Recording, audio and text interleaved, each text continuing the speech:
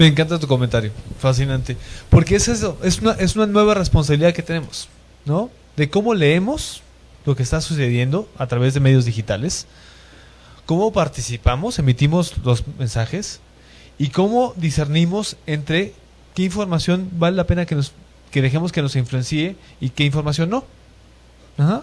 Y es lo mismo que hacemos cuando nos juntamos con alguien en la calle, nos volvemos amigos o no, le creemos o no, ¿no? Hay cosas básicas que son completamente naturales y físicas, que la cosa es que se están traduciendo a un lenguaje mucho más dinámico y en algunas plataformas distintas, como lo que estamos hablando ahorita, en algunos casos.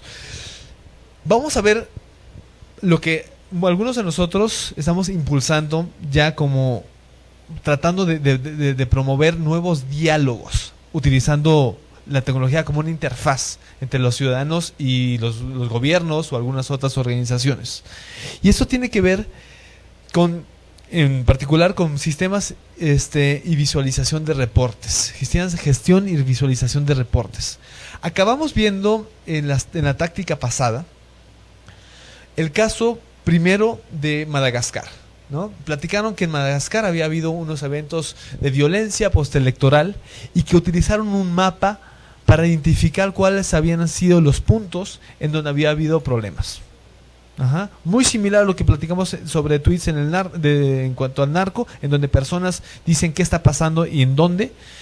Aquí, de una representación visual, estábamos viendo justamente qué estaba sucediendo.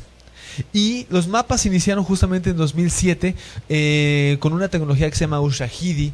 Y Ushahidi lo que quiere decir en Swahili es testigo. Entonces, ¿cómo la ciudadanía puede ser testigo de lo que está pasando y se puede visualizar de una manera que se pueda entender? Y hay otra palabra ahí gringa que se llama crowdsourcing. ¿Cómo se puede jalar la información de miles de personas, miles de reportes, para darle un sentido útil, de alguna manera, y que nos genere información? ¿Cómo podemos ver del caos, tendencias y información útil que nos permita tomar una decisión? Sea esta, definir cuál es nuestra ruta para ir a casa de nuestro amigo, porque hay una balacera, o tomar decisiones de, por ejemplo, cómo apoyamos en caso de desastre natural, ¿no? Entonces, en el caso que vimos en Madagascar, se levantó una plataforma de un mapa en donde por mensajes de texto se podía levantar reportes de qué estaba sucediendo y dónde.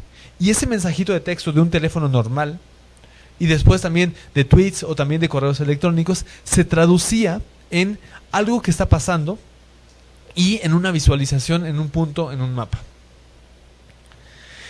Y eso está llevando a un concepto que me gustaría rebotar con ustedes y empezar a experimentar, ¿no? Que es cómo podemos utilizar la tecnología como una interfaz de comunicación. Si algo está sucediendo, alguno de nosotros podemos reportarlo. Y lo reportamos con el aparato que tengamos. Tenemos un teléfono celular, mandamos un SMS, un mensaje de texto. Tenemos un canal de Twitter, lo enviamos. Tenemos un correo electrónico, pues enviamos el correo electrónico. O no, tenemos acceso a internet, nos metemos a la página de internet a enviar esa información. ¿Qué está pasando? Lo enviamos ahí. Esa información se reporta y se le da con una especie de categoría, ¿no? Entonces, si tenemos, por ejemplo, una categoría que se llama violencia, decimos, aquí está sucediendo esto, y eso es violencia, entonces aparece con un punto rojo.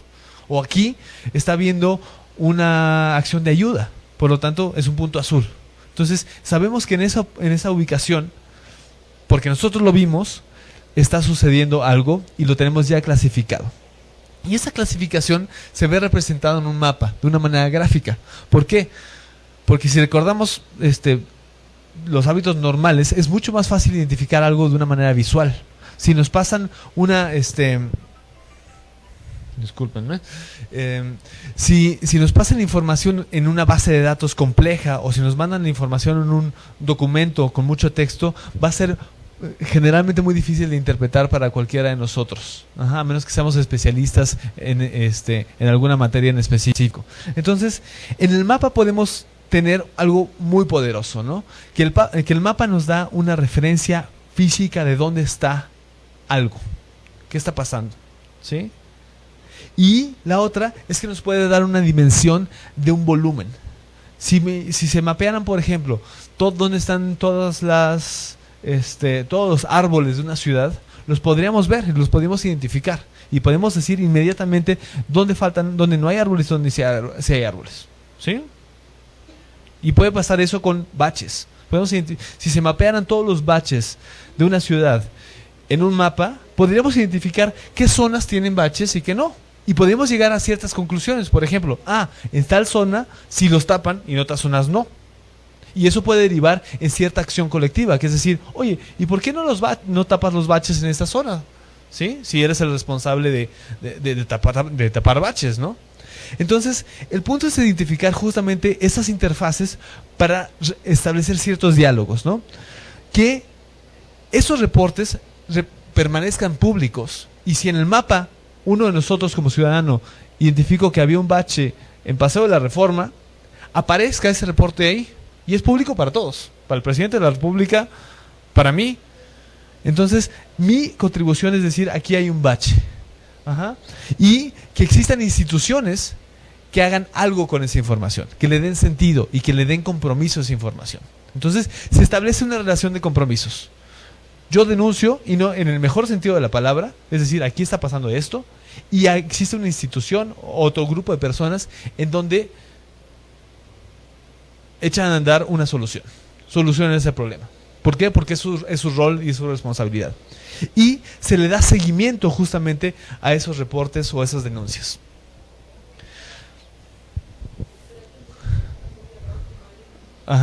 Me regreso. De todos modos enviarle la presentación, no hay problema. Pero el punto es ver cómo podemos utilizar estas tecnologías como una interfaz, ¿no? Cómo podemos dialogar masivamente con instituciones para que se vayan orientando a trabajar en ciertas cosas que consideremos importantes. Entonces, como ciudadanos, podemos reportar. Tenemos la posibilidad, tenemos teléfonos, tenemos internet, tenemos tweets. Podemos monitorear la solución si es que está en un mapa. Y podemos comparar justamente lo que está sucediendo en diferentes regiones, así como los árboles o los baches que les mencioné. Y las instituciones tienen la oportunidad de recibir información de primera mano, que es muy complicado. Quienes hayan trabajado en instituciones que tienen que ver con salud o infraestructura básica o ayuda humanitaria, es importantísimo la información de primera mano. Y también tenemos la posibilidad de comunicarnos con aquella persona que está justamente enviándonos el mensaje y que está diciendo qué está pasando, qué está reportando. Algo que es muy difícil hacer. Y luego tenemos la posibilidad como instituciones de demostrar que se hizo algo. Se taparon los baches. Y en el mapa se ve que tal municipio tapa más baches que el otro. Que representa para los políticos una ventaja competitiva, por decirlo de alguna manera.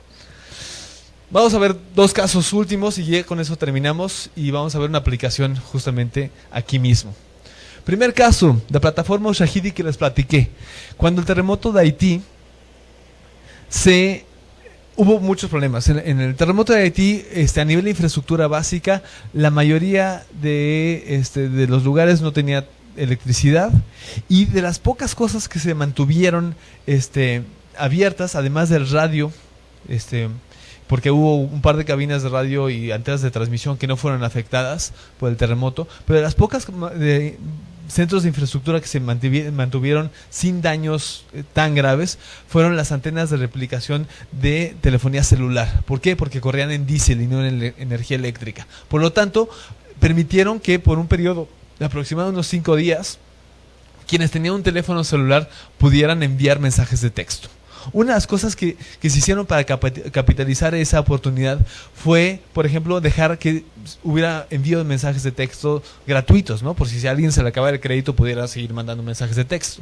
Y lo que se empezó a sociabilizar entre las poblaciones era decir, bueno, envíen un mensaje, ¿qué se necesita o qué está pasando? Entonces, así como hablamos del tema de violencia y qué estaba pasando a nivel de balaceras o en violencia postelectoral en Kenia o en Madagascar, lo que se estuvo reportando en Haití, de una manera todavía conservadora, no estamos hablando de millones de reportes, estamos hablando de cientos, estamos hablando de qué está pasando. Por ejemplo, estamos hablando de amenazas, ¿no? Tema violencia, saqueos, etcétera. Estamos hablando de riesgos colaterales. Algo va a explotar o algo se está derramando o hay cuestiones tóxicas en alguna parte. Estamos hablando de electricidad, de problemas eléctricos. Aquí está apagado. O estamos hablando de necesidades inmediatas mucho más grandes, ¿no? Por ejemplo, estoy atorado en un edificio y no puedo salir, ¿no? Pero estoy aquí. Por lo tanto, ese reporte se empezó a traducir a un mapa y se empezó a traducir para ubicar justamente qué estaba pasando y dónde. Y en tiempo real eso empezó a permitir a algunas instituciones de ayuda humanitaria a poder dirigir y coordinar sus acciones. Ajá. Uno de los casos que se manejan en el video de 10 tácticas es también un caso un poquito más de incidencia, en donde se utilizó el mapa, uno de los mapas del Líbano después de los ataques israelitas hace unos 3 años, para identificar dónde había habido qué tipo de daños después de los ataques israelitas en Líbano. Entonces era muy fácil ver en un mapa gráficamente qué daños había habido, de qué magnitud y dónde estaban. Así como en el caso de Ushahidi, hay una tecnología mexicana que se llama CityVox, que está ahorita echando a andar algunos proyectos piloto, que tiene que ver con el mismo concepto, ¿no? ¿Cómo podemos reportar? Pero a diferencia de Ushahidi, y es un complemento a Ushahidi, es cómo podemos reportar y darle seguimiento a esos reportes, que es la parte complicada, es la parte de administración, ¿no? Y quiere decir que si cualquiera de nosotros podemos enviar un mensaje de texto, podemos enviar un tweet, podemos enviar un correo electrónico, podemos llenar una forma en una página de internet, identificando que algo está sucediendo en alguna parte. Y aquí estamos viendo un proyecto piloto de denuncias de violencia en San Pedro Sula. Imagínense, una de las ciudades más violentas de América Central. Entonces, ahí lo que se le estaba pidiendo a los policías en particular fue que reportaran lo que estaba sucediendo en cuanto a violencia y a homicidios, etcétera. Y al estar reportando esto de manera sistemática, se estuvieron ubicando primero las zonas de violencia y también las zonas del tipo de violencia que empezaba a haber. Entonces hubo conclusiones muy interesantes. En los primeros meses de mapeo se identificó, por ejemplo, que el mayor problema de delincuencia de la ciudad no eran los asesinatos, era el robo de vehículos. Ajá. Y que si bien la mayoría de la gente llegaba al hospital y después se moría, tenía que ver sí con un homicidio, pero también porque la gente no se quedaba en el hospital, sino porque justamente había estado involucrado en alguna situación ilícita, no se podía quedar en el hospital, ¿no? Cuestiones así se empezaron a visualizar de una manera muy, muy, muy gráfica. Y también algo interesante es que se le empezaron a dar seguimiento a los reportes. Entonces, al darle seguimiento a los reportes, uno puede identificar qué se está resolviendo y qué no se está resolviendo. Ajá. Entonces, aquí estamos viendo, por ejemplo, un panel de control de justamente cada uno de los reportes en diferentes categorías y luego esa clasificación en base a si se están resolviendo o en qué estatus de resolución están. Ajá. Entonces, se estaban viendo qué casos se estaban llevando a corte y qué casos se estaban quedando estancados y qué casos se estaban resolviendo de una manera legal, ¿no?